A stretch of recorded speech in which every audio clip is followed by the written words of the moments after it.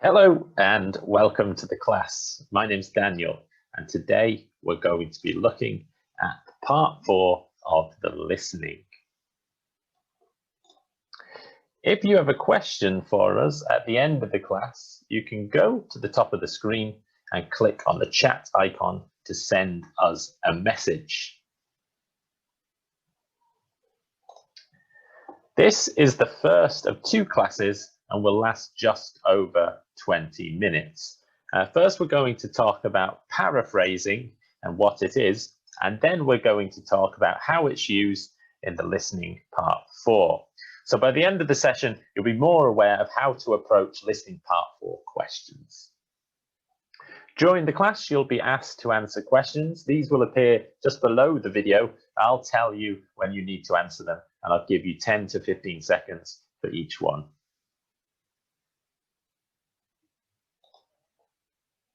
So let's start by understanding some terms. We want to look at what is paraphrasing.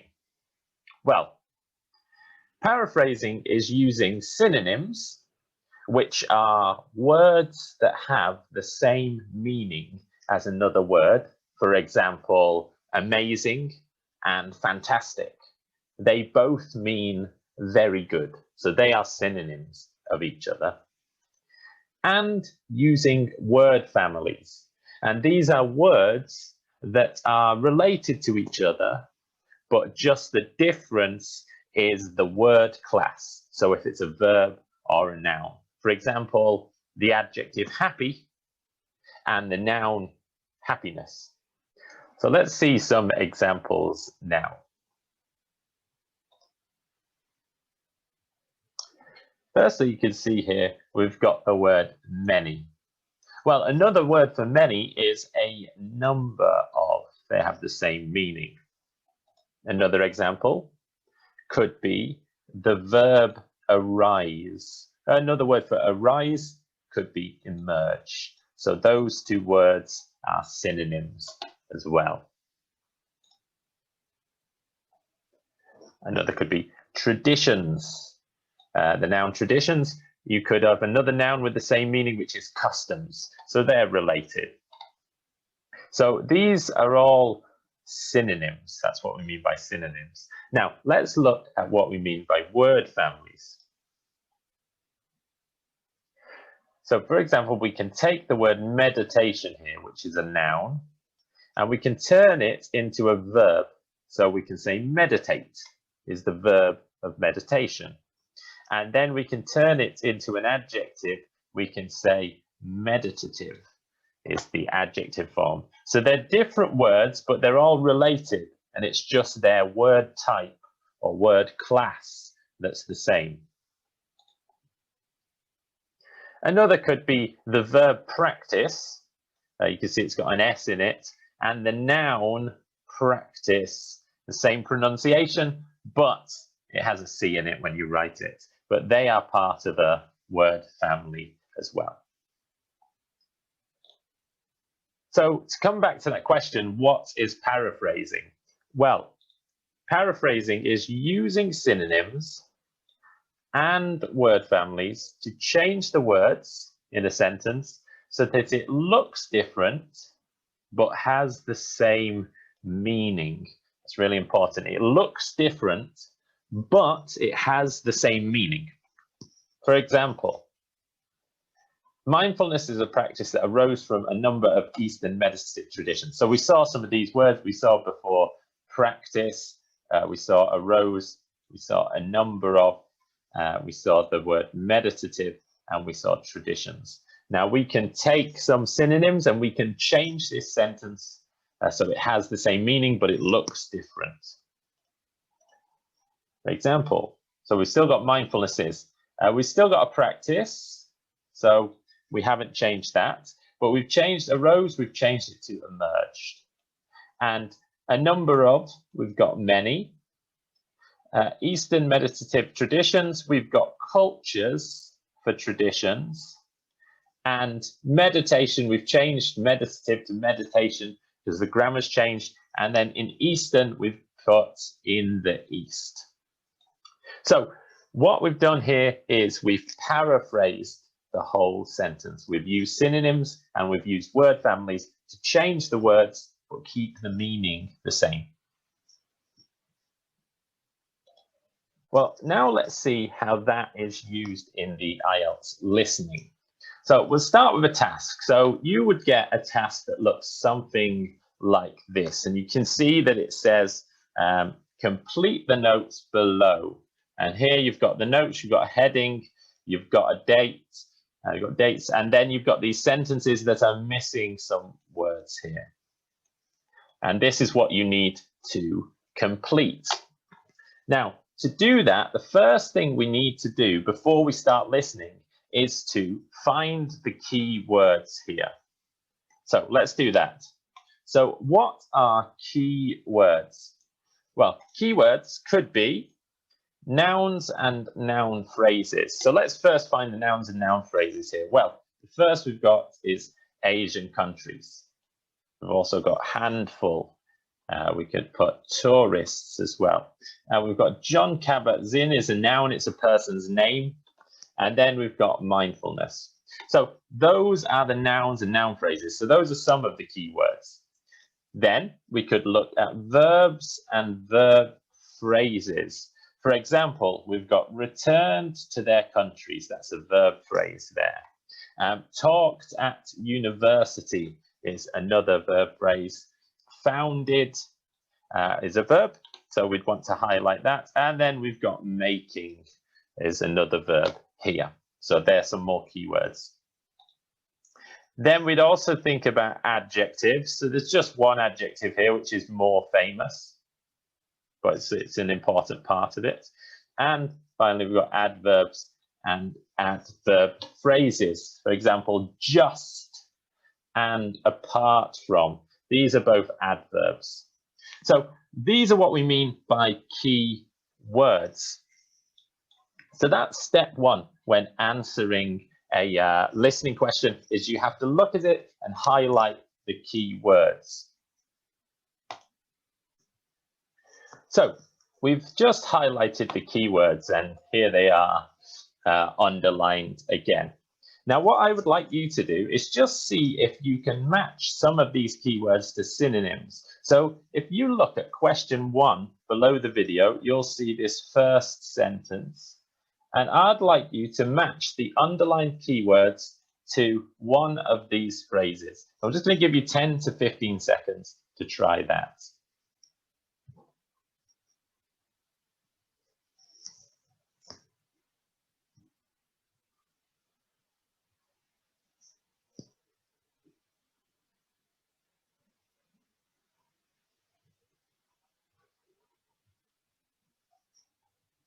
Okay, so, well, for this first one, we could say just would be exclusively. They have the same meaning. Asian countries, well, we've got India, Thailand, and Japan. They're synonyms.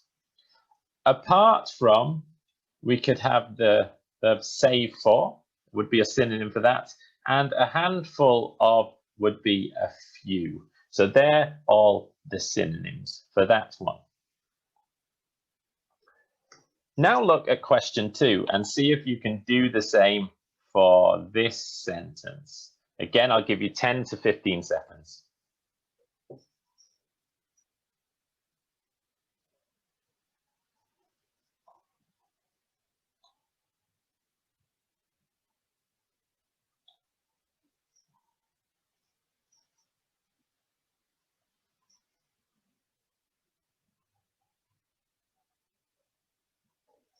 Okay, so let's look here. Well, we'll start with the word tourists. Well, a synonym for tourists would be travelers. They have the same meaning. Then we've got returned to their countries. The same meaning as went back home. Talked at university. We could say gave lectures. And founded has the same meaning as set up. So those were the correct synonyms for the second sentence. Now look at question 3 below the video and try and answer the third sentence there.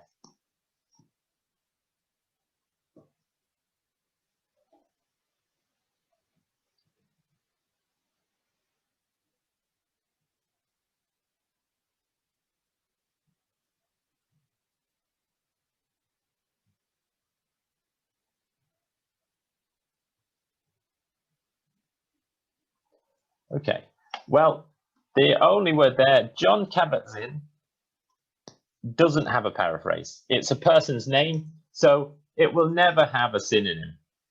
Like there's not a synonym for your name or my name. My name's Daniel, so everyone calls me Daniel. There's not a synonym for that. Same with Jon Kabat-Zinn, there's no way to paraphrase that.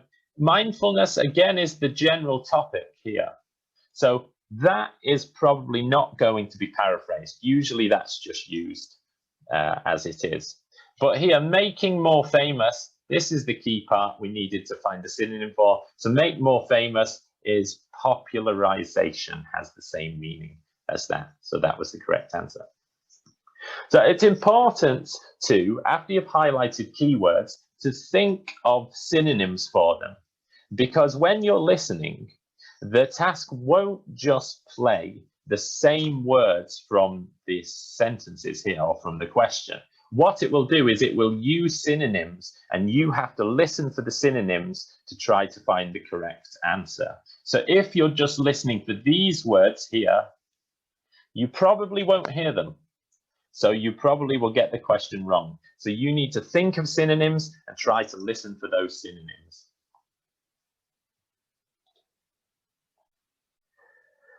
Now, after you've highlighted the keywords and you've thought of synonyms for them, the next step is to try to predict or guess what words or what types of words are missing from the gaps. And you can see in the instructions here, it says complete the notes below, use no more than 2 words and or a number. So no more than 2 words means maximum 2 words and a number. So you could maybe have a number as well. So then we want to read the sentence and see if we can think what type of word it is. Is it a verb? Is it an adjective we need? Is it a noun? And in this first one, we can see just in Asian countries, apart from a handful of, and then we'd want to try to think, what do we need here? Well, after a handful, if you remember from the previous slide, means a few. And a few would always go before a noun. So we definitely want a noun here in number 1. At number 2, it says tourists return to their countries and taught at university and founded. Well, founded is a verb. So probably after the verb, we want a noun. But we can be a bit more specific with this because founded, there's only a few things you can found.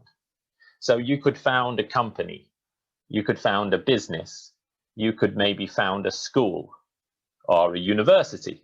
But it probably has to be some type of business that we're looking at here. So here we can be a bit more specific with our prediction. We can say, yes, it's a noun, but it's maybe a business of some type. Then if we look at this third one, we've got Jon Kabat-Zinn is. Now this is usually is followed by one of 2 things. It could be an adjective, which might make sense here, or it could be a passive form of the verb. So one of those 2 things we need here. So we can be quite specific. We either need a verb or an adjective in this sentence. Now, what I'm going to do is I'm going to play you the recording, and I'd like you to look at questions 4 to 6 below the video and listen and try to complete the notes.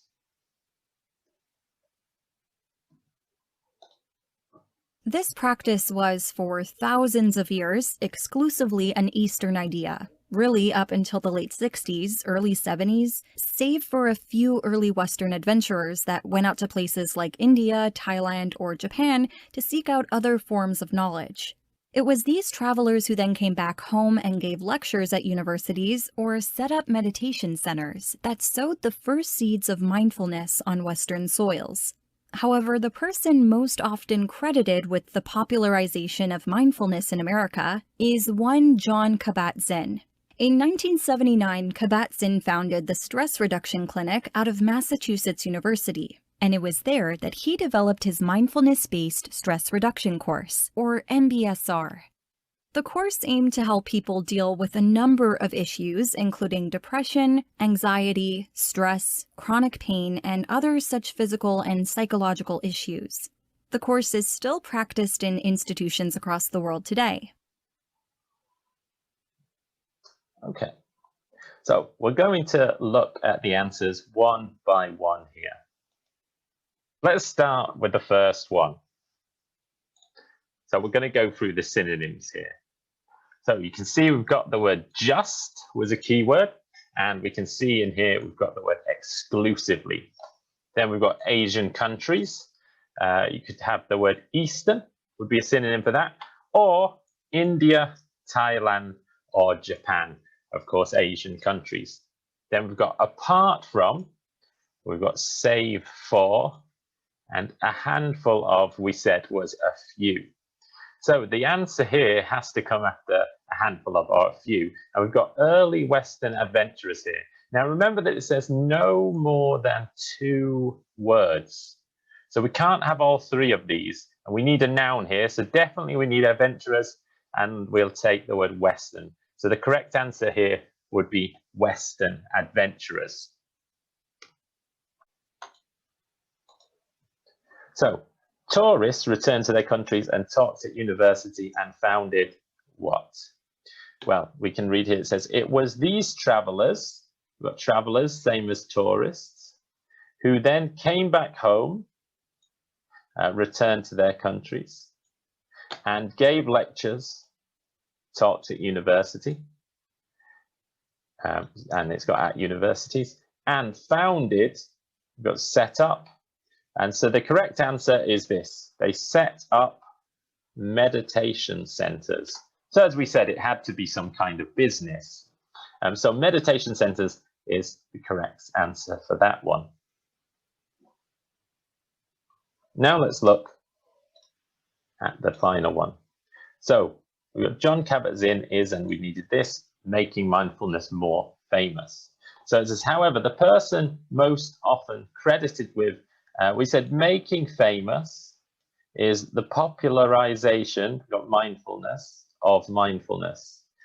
Jon Kabat-Zinn, the synonym here, the person, and we've got his name here, Jon Kabat-Zinn. So is Jon Kabat-Zinn. So what's the verb here? Well, it says the person most often credited with. So that's what would be the answer here. He is credited with making mindfulness more famous. So we can see here how it's using synonyms, paraphrasing in the listening. And that's really what we need to listen for. Now remember, if you have a question, you can go to the top of your screen and click on the chat icon to send us a message. Now take part 2 of the class, and remember to do the online activities and exercises. Thank you for joining the class. We'll see you again. Bye.